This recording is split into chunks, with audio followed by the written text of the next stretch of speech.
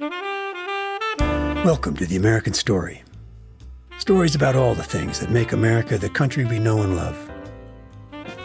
Some of our listeners may recognize this story. It was one of our first episodes.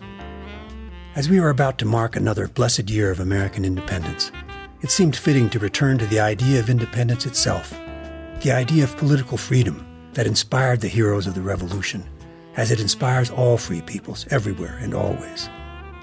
This is Chris Flannery with the Claremont Institute, wishing you and yours a very happy 4th of July.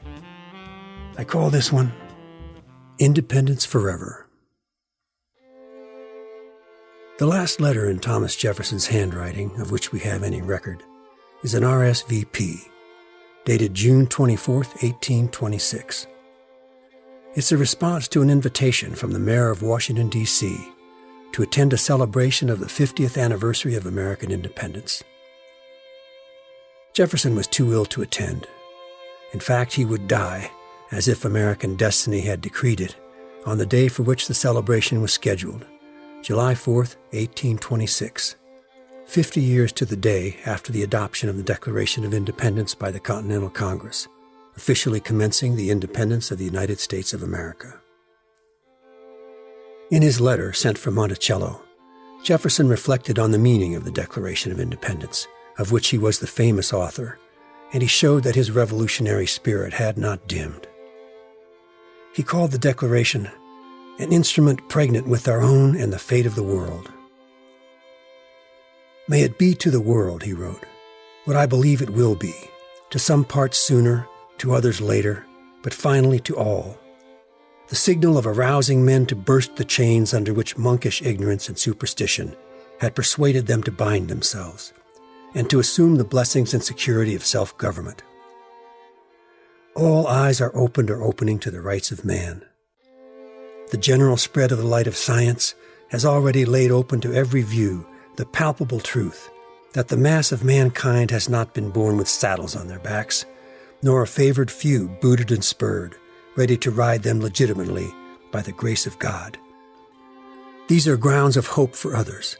For ourselves, let the annual return of this day forever refresh our recollections of these rights and an undiminished devotion to them. Jefferson had intended to write a memorable letter, and he succeeded. It was widely reprinted just days after he sent it, and continues to be read in American classrooms 2 centuries later. John Adams, as one of the surviving signers of the Declaration of Independence and a former president, received the same invitation Jefferson received to celebrate the 50th anniversary of independence. Like Jefferson, Adams declined the invitation for reasons of ill health. Then also, like Jefferson, in an amazing coincidence of destiny, Adams too died on the day the celebration was to take place, July 4, 1826. Adams' son, John Quincy Adams, who was President of the United States at the time, when he learned that his father and Jefferson had both died on the 4th of July, wrote in his diary what many others were thinking and saying, that this was a manifestation of divine favor. Daniel Webster, who was invited to deliver a eulogy in Faneuil Hall in Boston in the following month, called the passing of Jefferson and Adams on that day a dispensation of the divine providence. Adams and Jefferson are no more, he intoned, but their work doth not perish with them. No age will come, said Webster, in which the American Revolution will appear less than it is, one of the greatest events in human history.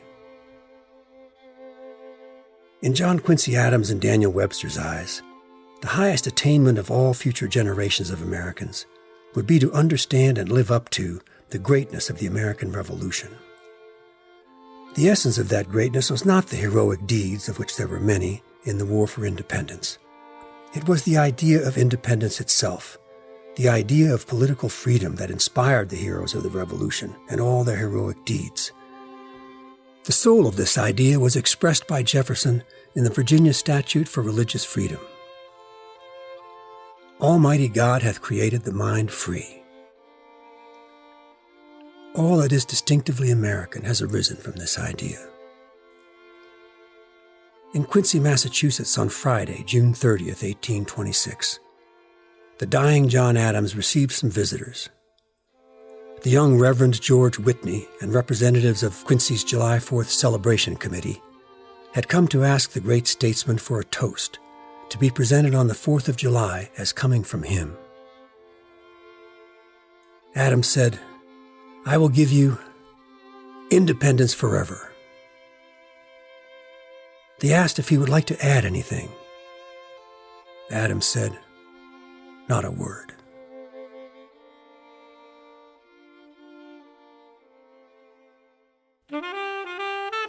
Thanks for being part of the American Story. This is Chris Flannery with the Claremont Institute. If you'd like to learn more about these stories or how you might support them, please visit our website at www.theamericanstorypodcast.org. That's theamericanstorypodcast.org.